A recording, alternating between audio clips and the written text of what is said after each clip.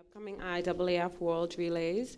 We have two major announcements to announce today, and on our panel we have Lionel Haven, LOC Managing Director, CEO and Vice Chairman of the LOC, Mr. Mike Sands, and Executive Chairman of the LOC, Mr. Keith Parker. Mr. Haven will speak, will be followed by Mr. Sands, and Mr. Parker will give final remarks, and then we'll open the floor for questions. Good morning, ladies and gentlemen. It is my pleasure to welcome you here to this, our second press conference for the IAAF World Relays Bahamas 2015.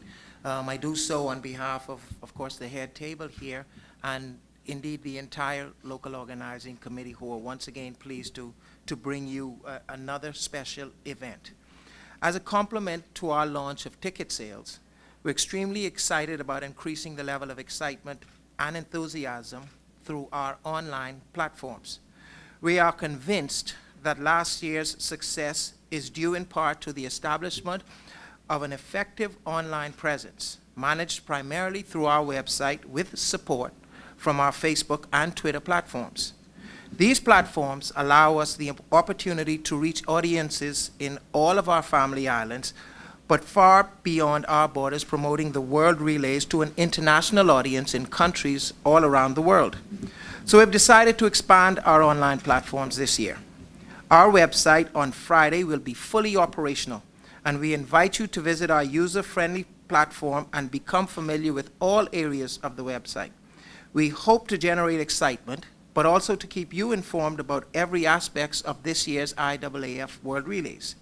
The website will remain the same as last year, www.bahamasworldrelays.org.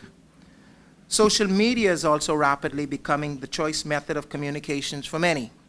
We are positioned to reach the various audiences through our diversified approach to this platform. We will continue communications through our Facebook and Twitter.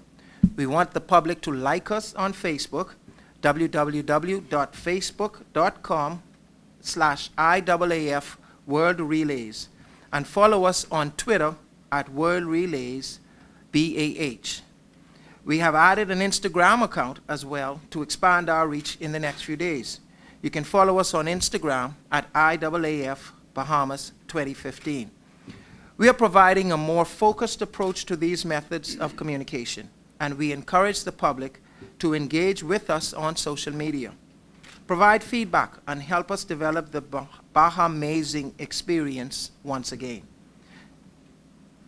We are optimistic that our expanded online presence this year will translate into early ticket sales and contribute to the capacity crowds we anticipate on both days of the IAAF World Relays Bahamas 2015 this year. And to speak more about the ticket sales, I'd like to turn the microphone over to our CEO, Mr. Mike Sands. This one.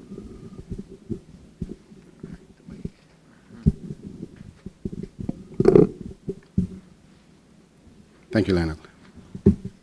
Today is the moment that the public and indeed the world and the region has been waiting for, as we officially launch our campaign to solicit the support of the general public to ensure the success of the second edition of Bahamazing edition number 2, or commonly referred to as the second edition of the World Relays. And that is, the tickets will go on sale effective Friday, February the 7th at 10 a.m. There will be 5 ticket seating categories, and that is gold, silver, and bronze. Then there's the general admission, and there's also general admissions for children 12 and under. The ticket price, that includes VAT, will be sold at gold section is $65, silver section is $45, bronze section is $35, and general admission is $12. General admission for children under 12 and under 12 and under is $7. We are also developing a kids corner for children, and to give the parents and the adults the opportunity to enjoy the event if they so desire without their children with them. We will provide an entertainment for the kids in the kids corner, and the price for that by itself was $10. I need to impress to the public, however, that if you want your child to sit with you in the gold, silver, or bronze section, there are no children's prices for that. That would be relative to the price for that particular area that you would wish to sit in. The ticket office hours will be Monday to Friday from 10 a.m. to 6 p.m. and on Saturdays from 10 to 5 p.m. The start time for the event has been changed from the 5 o'clock start time last year to 7 p.m. However, the junior program will also commence around 3:30 in the afternoon, and that will finish an hour before the main event starts with the World Relays. I can tell you that again, and we did it last year, and we will continue to urge the public. The success of the event was directly attributed to the support that we received from the public through their attendance. And we look forward again to the public's continued support by purchasing your tickets, and we strongly, strongly urge you to purchase your tickets in advance. Tickets will go on sale to the public as well as online. And we all know that our friends to the south and elsewhere, we've been getting a lot of inquiries from around the world as to when tickets will be going on sale and persons are ready to purchase. So we cannot impress upon you the urgency to purchase your ticket as early as possible. So you can come to the box office 10 a.m. to 6 p.m. Mondays to Friday, and Saturdays 10 a.m. to 5 p.m. Charts will be available for you to be able to identify your location and purchase your ticket and come and enjoy and support the second edition of Baja Amazing #2. I thank you.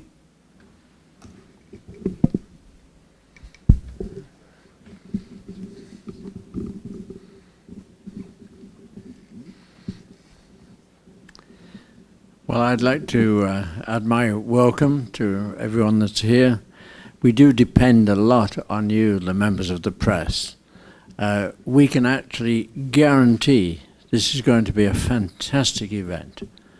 It was great last year. It's going to be even better this year. I can guarantee that. And I'm the chairman and the vice chairman and the managing director. We're getting maximum assistance from the IAAF. We've had 2 site visits at the moment, another site visit on the event presentation team on February the 15th. And those of you that happen to watch the Super Bowl, if you saw the halftime show, that will be nothing compared with what we see. That may be a slight exaggeration, but it is a bargain price, by the way. The highest price ticket we've got is $65.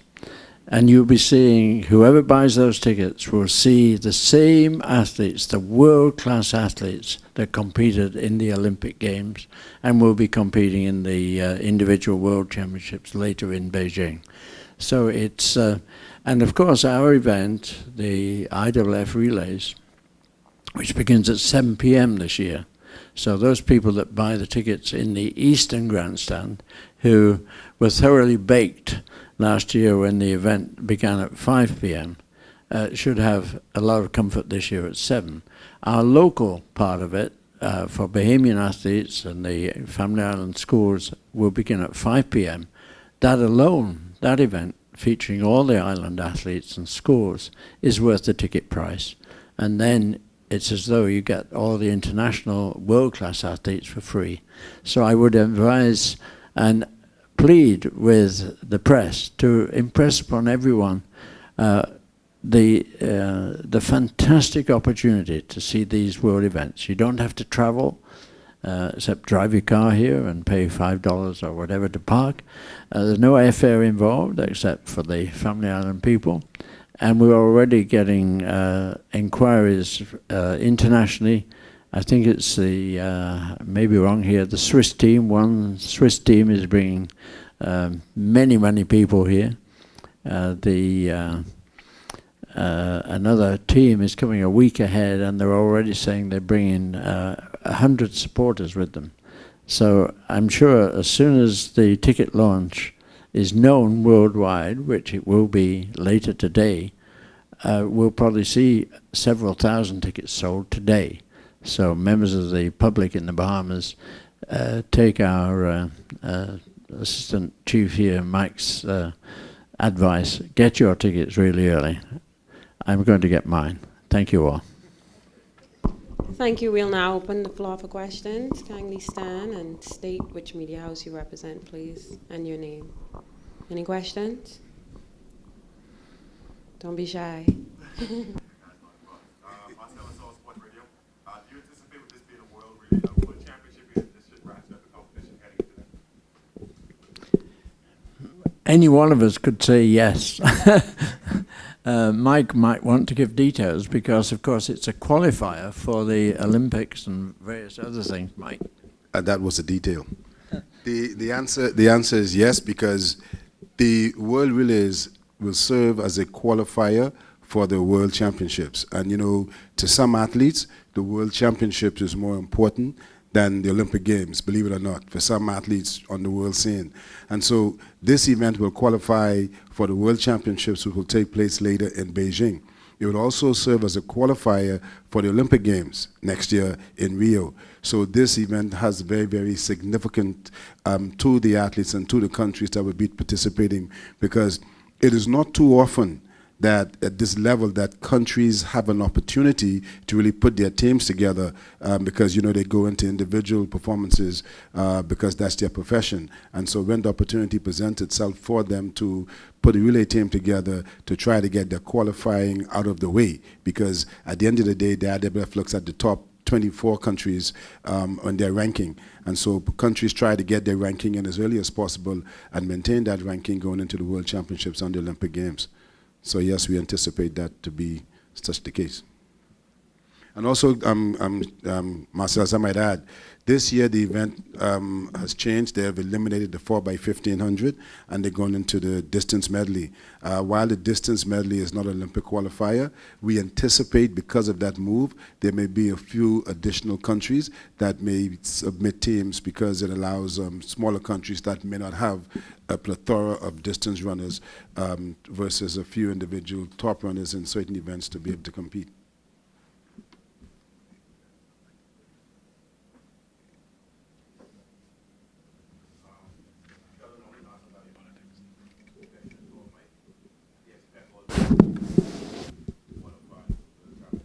Sorry?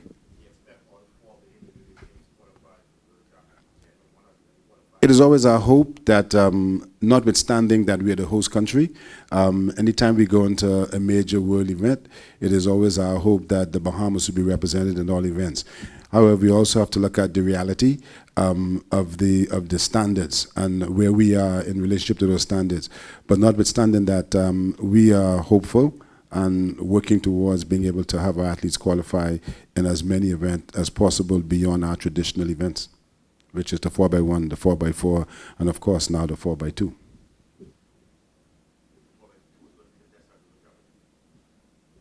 It was last year, yeah. No. Not the World Championships. No, I'm not. No, I'm saying in our traditional events, we're talking about the Bahamas entries in the events here, beyond our traditional events. And I said the 4x1, the 4x4, and of course the 4x2. I was referring to this year.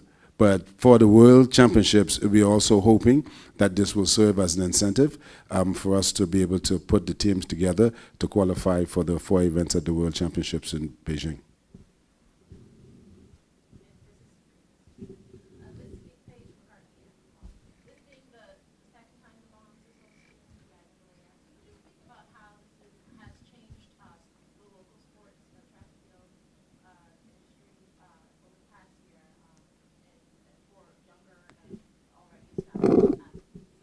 Well, let me start with the younger ones first. Every athlete, whatever sport, in the case of our sport, track and field, every athlete aspires to be an elite athlete, a world-class athlete. And we thought with the junior program, the concept was to inspire the next generation.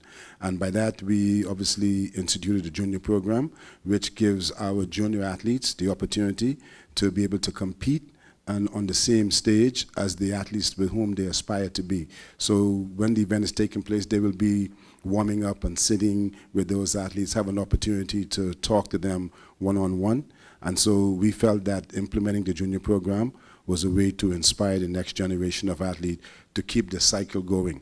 As for our senior athletes, We were very, very pleased to be able to have been awarded the event for 2014 and 2015 and 2017, topic for now discussion.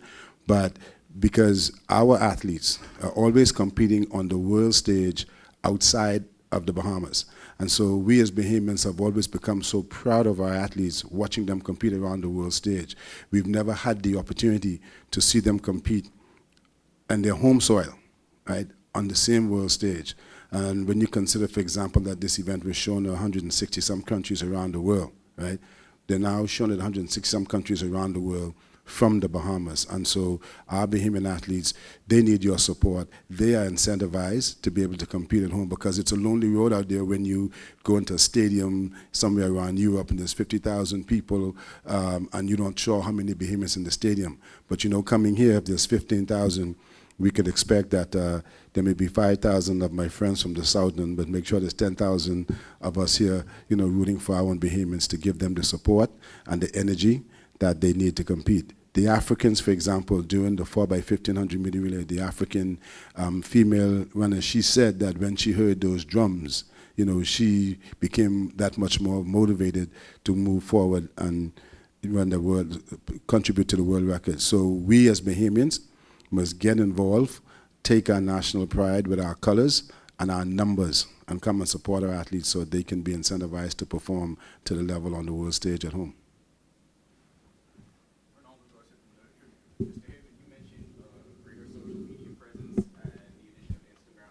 What other improvements from a marketing perspective does the LOC plan to have in place to, I guess, boost the expansion of the reach? Okay, well, we think from the outset, the improvement of and constant inflow of information on our website will provide that information. What we intend to do this year is we intend to get out to the public a lot earlier with information. An event such as this sells itself in terms of what it represents. Mr. Sands would have spoken very clearly about the level of athletic ability that will be on display.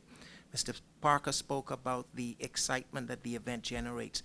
So we as an LOC don't really have to sell tickets. What we have to do is provide information, make sure people are aware, make sure they're aware when the tickets are going to be on sale, where they're going to be on sale, make sure they know when the event will be held, where it will be handled, and any other details that we can get on teams coming in.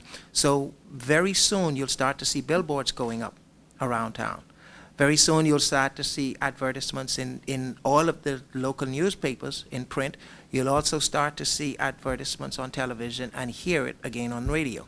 So we're going to start to flood the market with information. And that's what we're going to do. What we talked about as far as social media is concerned, that platform, is we recognize that there's a large population of our country, our youth, that subscribe to those social media platforms and would follow it there. We're going to get to them a lot quicker on that than we would by an advertisement in one of the local newspapers. So we have to reach them where they reside. Additionally, as we said earlier in the press conference, this allows us to reach an international market as well. So it's not just Bahamians that we're advertising this event to, we're taking it to the world. And that social media platform on the website, on Twitter, on Instagram, on Facebook, allows people in Kenya, the country Mike spoke about just now, to see and receive information on this event, to allow people in Eastern Europe to see and receive information, and also to purchase tickets.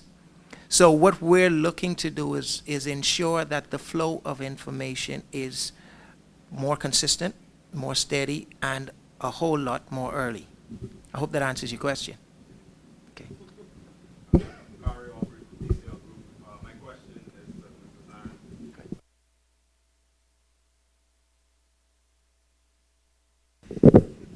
We anticipate that a number of the top world-class athletes will be present.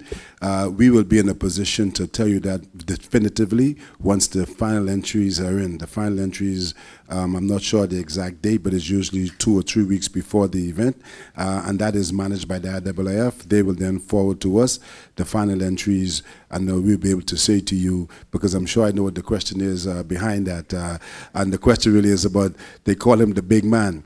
And so at the end of the day, we've got an indication that there's a keen interest that the big man and his team would be here because, of course, what took place last year. And so everybody's anticipating and will anticipate it, and great anticipation, so all of us. But we will be able to say that in a more definitive way once the final entries are in. Mr. Parker tried to catch me off guard just now. He asked me how many more days left, but can't catch me. It's about 86, 85 days. But I want to say this too, though. Our operation mode is really focused on April 17th and 18th. April 17th and 18th is the test event when all the Family Island, the Family Island schools, it's the junior program, the Family Island schools and the high schools, all of the high schools, they are invited to the trials April 17th and 18th. Out of that trial will come those finalists that will compete at the actual event. And so the athletes will be coming in to compete for a spot to represent their school, and the islands, of course, would be selected.